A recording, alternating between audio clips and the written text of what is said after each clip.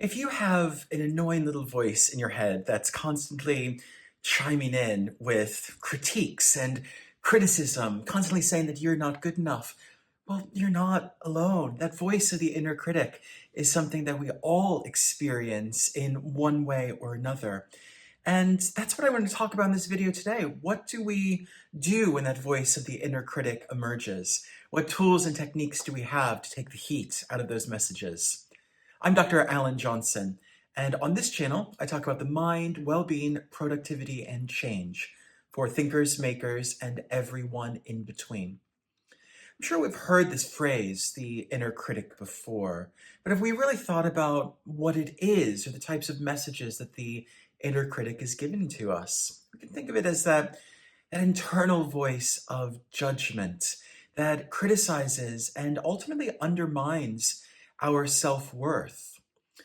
Very oftentimes, this voice of the inner critic can stem from our early attachment dynamics or early protective mechanisms. So very oftentimes, the voice of the inner critic emerges early in our life in order to protect us from the outside world, to protect us from others telling us that we're not good enough, or others telling us that we're not going to be able to succeed. But the problem is that the voice of the inner critic tends to overcorrect. The voice of the inner critic is always far harsher than anyone else outside of us. And the other really important thing to recognize is how repetitive our inner critic is.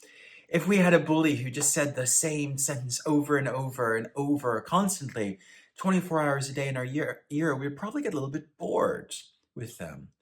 And that's what, ultimately, the voice of our inner critic does. Not only is it unnecessarily critical, but it's also unnecessarily repetitive. So to begin taking some of the heat out of this negative critical voice, we need to, first of all, begin by recognizing that voice when it emerges. Because very oftentimes, that voice of the inner critic can disguise itself as sort of good internal wisdom or motivation or a reflection of what reality actually is. And this can be really, really limiting, because if our overly critical inner critic is also convincing us that it's just helping to motivate us to do better, we can get caught in a really, really limiting feedback loop. So a useful tool that we can begin to try is what's called sub-vocalizing. This is when we, without speaking the words aloud, we just sort of consciously hear the words in our head. When we hear a voice emerging, such as "you're not good enough, you're going to have to try harder, you're never going to be able to achieve," rather than allowing those to completely unconsciously flow through our minds, we bring them a little bit more into the conscious realm. We don't need to say them out loud, but we can, within our mind, consciously think, I'm hearing the thoughts of I'm not good enough right now, or I'm hearing the thoughts that I'm never going to be able to complete this project. So we are finding a small gap between those limiting thoughts of our inner critic and our conscious ability to reflect on it. If you can name something, you can tame it. And that's what we are attempting to do with the voice of the inner critic. We are acknowledging when it emerges. As we develop this ability to sub-vocalize or label and acknowledge the voice of the inner critic when it emerges, we can come into a different relationship with it. And something really surprising happens. Rather than developing a hostile or angry relationship to our inner critic, we actually begin to develop a somewhat sympathetic view of our inner critic and almost feeling a sense of pity toward it. Because the inner critic usually is taking on the voices or messages from the past, from authority figures or cultural narratives or societal pressures. So that voice of the inner critic is going to be a mixture of that teacher who told you that you'd never be able to pass the spelling test, or the coach who told you that you'll never be able to make the varsity team, or any of the other limiting voices that you heard growing up. So that work harder critic voice that you might hear inside your head might come from your high school teacher's expectations, or that phrase, "you're just not good enough," might come from very early social comparisons. So a way that we can begin to come into different relationship with the voice of the inner critic is be curious about it and be curious about where these voices are coming from. This is a great journaling practice. Just simply thinking of the question, whose voices does this limiting thought remind me of? And seeing where the journaling takes you.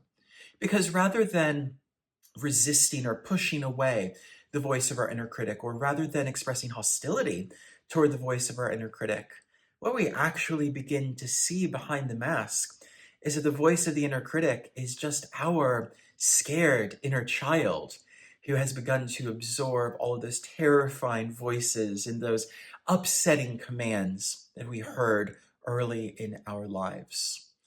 So when we're working with our inner critic, we can approach it with a sense of curiosity. And this is really interesting because our inner critic is constantly pushing us toward critique, and it is constantly suggesting that we're not good enough, saying that there's either a yes or no, a right or wrong, a black or white to perceive a situation or an ability in. But instead of looking at things in binary oppositions like that, we can begin to look at them with simple curiosity. And we can begin by looking at our voice of the inner critic with simple curiosity. So for instance, if we have the voice of the inner critic emerging and saying, "I'll never finish this paper," we might take that pause and first of all, subvocalize or label it. Right now, I'm thinking the thought of, "I'll never finish this paper." And then we might think about the origins of this. Where is this voice coming from? Is this the type of voice that I remember from a year ago, 5 years ago, or in my childhood? And then finally, we show curiosity about it. Rather than pushing it away, rather than denying the fact that we never finished the paper, and rather than agreeing with the fact that we'll never be able to finish that paper, instead we're curious. We say, what one small step can I take today to make progress on this paper? Through all of this, we can practice a sense of self-compassion. And Kristen Neff talks about 3 key aspects of self-compassion: self-kindness, common humanity, and mindfulness. Mindfulness, of course, is our ability to understand, acknowledge, and reflect on the changing flow of our mind in any moment in time and not allowing ourselves to be controlled by it.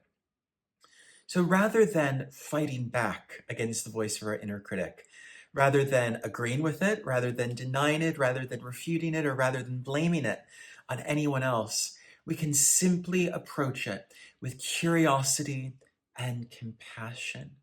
And bit by bit, over time, we'll find out that as we approach the voice of our inner critic with curiosity and compassion, we take more of the heat and fire out of it. And suddenly the insistence of those limiting or critical views becomes less and less pressing. And over time, that voice of the inner critic seems to recede further into the background. Let me know in the comments below if any of these techniques have worked for you, what it's like to express self-compassion and curiosity toward that voice of your inner critic. And if you haven't already, be sure to like and follow and share this video with someone else in your life who you think might benefit from coming into a different relationship with that really frustrating, really upsetting, and initially really powerful voice of the inner critic. I'll see you next time.